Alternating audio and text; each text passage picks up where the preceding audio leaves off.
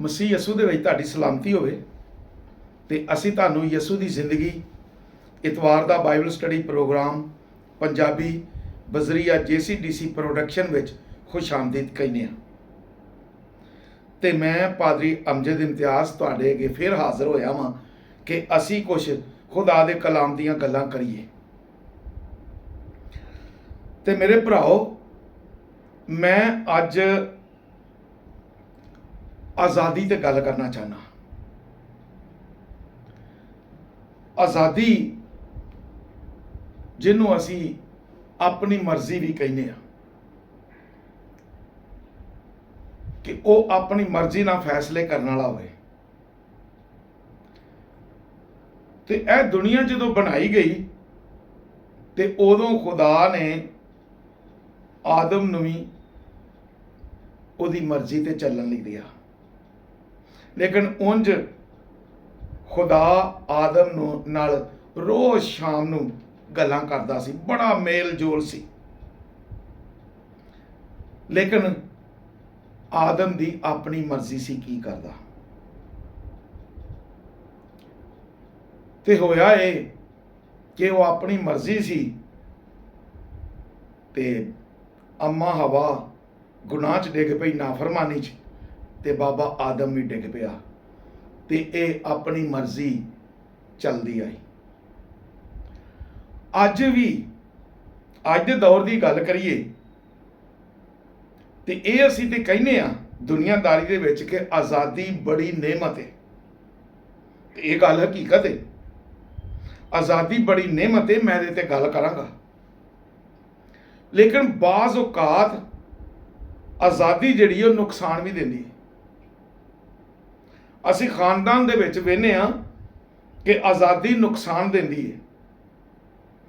ਬੱਚੇ ਆਜ਼ਾਦ ਹੋਣ, ਉਹਨਾਂ ਨੂੰ ਪੁੱਛਣ ਵਾਲਾ ਕੋਈ ਨਾ ਹੋਵੇ, ਉਹਨਾਂ ਨੂੰ ਕਹਿਣ ਵਾਲਾ ਕੋਈ ਨਾ ਹੋਵੇ, ਉਹਨਾਂ ਨੂੰ ਰੋਕਣ ਵਾਲਾ ਕੋਈ ਨਾ ਹੋਵੇ, ਆਜ਼ਾਦੀ ਹੋਵੇ ਤੇ ਉਹ ਆਜ਼ਾਦੀ ਇੰਨਾ ਨੁਕਸਾਨ ਕਰਦੀ ਹੈ ਕਿ ਨਸਲਾਂ ਤਬਾਹ ਕਰ ਦਿੰਦੀ ਹੈ।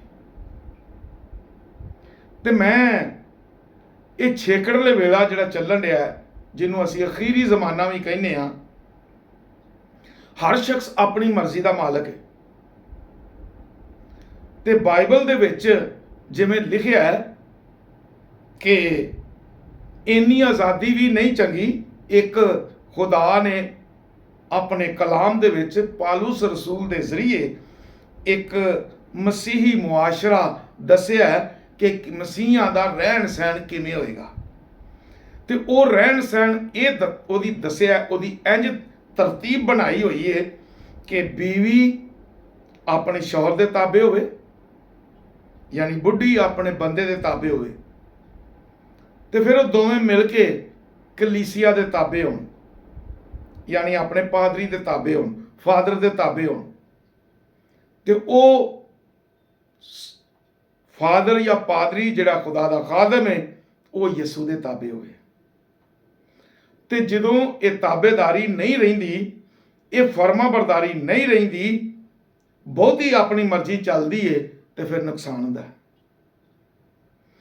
ਅੱਜ ਅਸੀਂ ਘਰ ਦੇ ਵਿੱਚ ਵੀ ਵੇਖਦੇ ਹਾਂ ਕਿ ਬੁੱਢੀ ਤੇ ਬੰਦਾ ਜ਼ਿੰਦਗੀ ਗੁਜ਼ਾਰਦੇ ਨੇ ਪਏ ਇਕੱਠਿਆਂ, ਲੇਕਿਨ ਲੜ ਲੜ ਕੇ ਕਿ ਬੁੱਢੀ ਆਂਦੀ ਹੈ ਨਹੀਂ ਇੰਜ ਕਰਨਾ, ਤੇ ਬੰਦਾ ਕਹਿੰਦਾ ਇੰਜ ਕਰਨਾ। ਤੇ ਅੱਜ ਦੇ ਦੌਰ ਦੇ ਵਿੱਚ ਬੰਦੇ ਨੂੰ ਕਿਹਾ ਜਾਂਦਾ ਚੱਲ ਤੂੰ ਮੰਨ ਕੇ ਚੱਲ, ਜਦੋਂ ਕਿ ਬਾਈਬਲ ਇਹ ਗੱਲ ਨਹੀਂ ਕਹਿੰਦੀ।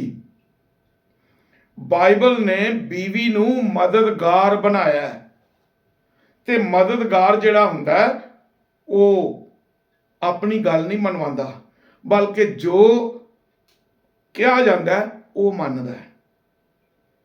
ਤੇ ਬੰਦੇ ਦੀ ਬੀਵੀ ਜਿਹੜੀ ਉਹ ਮਦਦਗਾਰ ਹੈ, ਤੇ ਇਸ ਲਈ ਜੋ ਬੰਦਾ ਕਹਿੰਦਾ ਬੀਵੀ ਦਾ ਕੰਮ ਹੈ ਉਹ ਖਾਮੋਸ਼ੀ ਨਾਲ ਗੱਲ ਮੰਨੇ।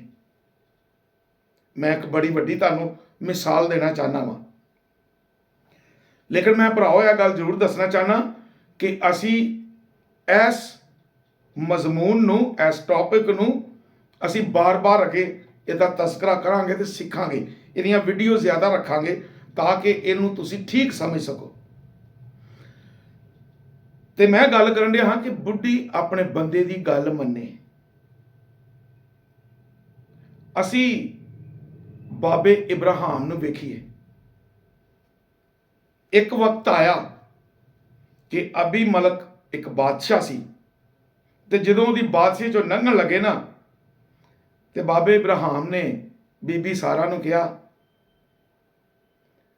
ਜੇ ਲੋਕ ਪੁੱਛਣ ਨਾ ਇਹ ਤੇਰਾ ਕੀ ਲੱਗਦਾ ਹੈ, ਤੇ ਇਹ ਨਾ ਆਖੀ ਮੇਰਾ ਬੰਦਾ ਹੈ, ਆਖੀ ਮੇਰਾ ਭਰਾ ਹੈ, ਤੇ ਮੈਂ ਵੀ ਆਖਾਂਗਾ ਕਿ ਮੇਰੀ ਭੈਣ ਹੈ। ਇਸ ਲਈ ਕਿ ਇੰਜ ਨਾ ਹੋਵੇ ਕਿ ਇਹ ਮੈਨੂੰ ਮਾਰ ਦੇਣ ਤੇ ਤੈਨੂੰ ਮੇਰੇ ਕੋਲੋਂ ਖੋਹ ਕੇ ਲੈ ਜਾਣ। ਤੇ ਬੀਬੀ ਸਾਰਾ ਨੇ ਬਾਬੇ ਇਬਰਾਹਿਮ ਦੀ ਗੱਲ ਮੰਨੀ। ਨਹੀਂ ਤੇ ਅੱਜ ਦੇ ਦੌਰ 'ਚ ਵੇਖੋ, ਜਿਹੜੀ ਬੀਵੀ ਹੋਵੇ, ਜਿਹੜੀ ਬੁੱਢੀ ਹੋਵੇ, ਉਹ ਆਪਣੇ ਬੰਦੇ ਨੂੰ ਭਰਾ ਕਹਿ ਸਕਦੀ ਹੈ? ਨਹੀਂ ਕਹਿੰਦੀਆਂ। ਲੇਕਿਨ ਹੁਕਮ ਮੰਨਣਾ ਜ਼ਰੂਰੀ ਸੀ। ਤੇ ਅੱਜ ਦੇ ਦੌਰ ਦੇ ਵਿੱਚ ਤੇ ਬੀਬੀਆਂ ਆਪਣੇ ਬੰਦੇ ਦੀ ਗੱਲ ਮੰਨਦੀਆਂ ਹੀ ਨਹੀਂ, ਬੁੱਢੀਆਂ ਗੱਲ ਹੀ ਨਹੀਂ ਮੰਨਦੀਆਂ। ਨਹੀਂ, ਜੋ ਮੈਂ ਕਹਿੰਦੀ ਆ ਤੂੰ ਐ ਕਰ, ਨਹੀਂ ਤੇ ਮੈਂ ਵੇਖ ਤੈਨੂੰ ਕਿਵੇਂ ਤੇਰੇ ਤੋਂ ਮਨਵਾਨੀ ਆ, ਮੈਂ ਕਿਵੇਂ ਦੂਜਿਆਂ ਨੂੰ ਕਹਿੰਦੀ ਆ। ਤੇ ਉਹਦੇ ਨਾਲ ਇੱਕ ਹੋਰ ਗੱਲ ਕਰਨਾ ਚਾਹੁੰਦਾ, ਮੈਂ ਥੋੜਾ ਜਿਹਾ ਇਹਦਾ ਜਿਹੜਾ ਹਿੱਸਾ ਤੁਹਾਨੂੰ ਦੱਸਣਾ ਚਾਹੁੰਦਾ। ਜੇ ਬੰਦਾ ਸਖਤੀ ਕਰਦਾ ਨਾ ਕਿ ਮੇਰੀ ਗੱਲ ਮੰਨੋ, ਜੋ ਮੈਂ ਕਹਿੰਦਾ ਉਹ ਕਰੋ, ਤੇ ਉਹੀ ਬੁੱਢੀ ਆਪਣੇ ਬੱਚਿਆਂ ਨੂੰ ਦੱਸਦੀ ਹੈ, ਤੁਹਾਡਾ ਪਿਓ ਤੇ ਚੰਗਾ ਨਹੀਂ, ਵੇਖੋ ਸਾਡੀ ਤੇ ਗੱਲ ਮੰਨਦਾ ਨਹੀਂ, ਆਪਣੀ ਮਰਜ਼ੀ ਕਰਦਾ ਹੈ, ਵੇਖੋ ਆਪਣੀ ਮਰਜ਼ੀ ਕਰਦਾ, ਜੋ ਕੁਝ ਚਾਹੁੰਦਾ ਕਰਦਾ, ਸਾਨੂੰ ਤਾਂ ਕੋਈ ਸਮਝਦਾ ਹੀ ਨਹੀਂ, ਸਾਡੀ ਤੇ ਘਰ 'ਚ ਇੱਜ਼ਤ ਹੀ ਕੋਈ ਨਹੀਂ। ਤੇ ਬੱਚਿਆਂ ਦੇ ਦਿਲ ਦੇ ਅੰਦਰ ਇੰਨੀ ਕੁ ਨਫ਼ਰਤ ਭਰ ਦਿੰਦੀ ਹੈ ਮਾਂ ਕਿ ਹੱਦ ਤੋਂ ਜ਼ਿਆਦਾ ਭਰ ਦਿੰਦੀ ਹੈ।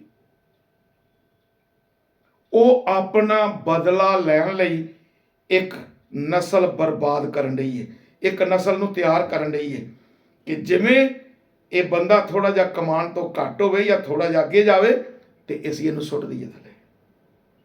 ਤੇ ਇਹੋ ਹੀ ਕੰਮ ਹੁੰਦਾ ਕਿ ਬੱਚਿਆਂ ਦੇ ਦਿਲ ਦੇ ਅੰਦਰ ਪਿਓ ਦੀ ਨਫ਼ਰਤ ਭਰੀ ਹੁੰਦੀ ਹੈ।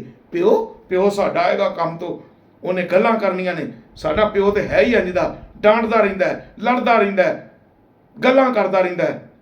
ਲੇਕਿਨ ਉਹਨੇ ਗੱਲਾਂ ਨਾਲ ਸਮਝਾਉਣਾ ਨਹੀਂ ਤੇ ਹੋਰ ਕੀ ਕਰੇ, ਉਹਨੇ ਭੈੜੇ ਕੰਮਾਂ ਤੋਂ ਡੱਕਣਾ ਨਹੀਂ ਤੇ ਹੋਰ ਕੀ ਕਰੇ। ਮਾਂ ਕਹਿੰਦੀ ਪੁੱਤਰ ਮੈਂ ਤੁਹਾਡੇ ਨਾਲ ਆ, ਫਿਕਰ ਨਾ ਕਰੋ। ਤੇ ਆਪਣੀ ਨਸਲ ਮਾਂ ਬਰਬਾਦ ਕਰਨ ਰਹੀ ਹੈ ਤੇ ਨਾਲੇ ਔਰਤਾਂ ਦੇ ਅੰਦਰ ਇੱਕ ਨਫ਼ਰਤ ਭਰਨ ਰਹੀ ਹੈ। ਤੇ ਉਹ ਨਫ਼ਰਤ ਪ੍ਰਵਾਨ ਚੜ੍ਹਦੀ ਜਦੋਂ ਬੱਚੇ ਜਵਾਨ ਹੁੰਦੇ ਨੇ ਤੇ ਉਹ ਪਿਓ ਦੀ ਇੱਜ਼ਤ ਨਹੀਂ ਕਰਦੇ ਤੇ ਖੁਦਾ ਦੇ ਹੁਕਮ ਨੂੰ ਤੋੜ ਦਿੰਦੇ ਨੇ। ਖੁਦਾ ਦਾ ਹੁਕਮ ਹੈ ਨਾ, ਤੂੰ ਆਪਣੇ ਬਾਪ ਤੇ ਆਪਣੇ ਮਾਂ ਦੀ ਇੱਜ਼ਤ ਕਰਨਾ। ਤੇ ਅੱਗੇ ਨਾਲ ਵਾਅਦਾ ਵੀ ਹੈ, ਜਿਸ ਮੁਲਕ 'ਚ ਜਾਏ ਉੱਥੇ ਤੇਰੀ ਉਮਰ ਵੱਡੀ ਹੋਏਗੀ, ਲੰਮੀ ਹੋਏਗੀ। ਤੇ ਉਹ ਨਫ਼ਰਤ ਇੰਨੀ ਭਰੀ ਹੁੰਦੀ ਹੈ ਕਿ ਉਹ ਅੱਗੇ ਫਿਰ ਕਹਿੰਦੇ ਨੇ ਕਿ ਜੁਦਾਈਆਂ ਪਾ ਦਿੰਦੀ ਹੈ। ਬੱਚੇ ਪਿਓ ਨੂੰ ਨਹੀਂ ਸਾਂਭਦੇ, ਤੇ ਜਦੋਂ ਪਿਓ ਨੂੰ ਨਹੀਂ ਸਾਂਭਦੇ ਤੇ ਫਿਰ ਉਹ ਮਾਂ ਨੂੰ ਵੀ ਨਹੀਂ ਸਾਂਭਦੇ। ਤੇ ਮਾਂ ਨੇ ਜਿਹੜਾ ਬੀਜ ਪੈਦਾ ਕੀਤਾ ਹੁੰਦਾ ਨਾ, ਜਿਹੜੀ ਨਫ਼ਰਤ ਭਰੀ ਹੁੰਦੀ ਹੈ, ਉਹ ਫਿਰ ਅੱਗੇ ਪ੍ਰਵਾਨ ਚੜ੍ਹਦੀ ਹੈ ਤੇ ਫਿਰ ਖਾਨਦਾਨ ਬਰਬਾਦ ਹੁੰਦੇ ਨੇ। ਤੇ ਨਾ ਬੱਚੇ ਖੁਦਾ ਦੇ ਕਲਾਮ ਤੇ ਅਮਲ ਕਰਦੇ ਨੇ ਤੇ ਨਾ ਬੱਚੇ ਆਪਣੇ ਮਾਂ ਪਿਓ ਦੀ ਗੱਲ ਮੰਨਦੇ ਨੇ। ਤੇ ਮਾਂ ਪਿਓ, ਉਹ ਪਿਓ ਜਿਹੜਾ ਸਾਰਾ ਦਿਨ ਕੰਮ ਕਰਦਾ ਹੈ, ਜਿਹੜਾ ਸਾਰਾ ਦਿਨ ਮਿਹਨਤ ਮਜ਼ਦੂਰੀ ਕਰਦਾ ਹੈ ਤੇ ਕਮਾ ਕੇ ਲਿਆਉਂਦਾ ਤੇ ਉਹਨਾਂ ਨੂੰ ਪਾਲ ਪੋਸ ਕੇ ਜਵਾਨ ਕਰਦਾ ਹੈ, ਪੜ੍ਹਾਉਂਦਾ ਲਿਖਾਉਂਦਾ, ਇੱਕ ਬੰਦਾ ਬਣਾਉਂਦਾ ਹੈ। ਲੇਕਿਨ ਮਾਂ ਨੇ ਐਸੀ ਨਫ਼ਰਤ ਉਹਨਾਂ ਦੇ ਅੰਦਰ ਪਾਈ ਹੁੰਦੀ ਹੈ ਕਿ ਉਹ ਹੱਦ ਤੋਂ ਜ਼ਿਆਦਾ ਹੋ ਜਾਂਦੀ ਹੈ ਤੇ ਉਹ ਖਾਨਦਾਨ ਬਰਬਾਦ ਹੋ ਜਾਂਦੇ ਨੇ।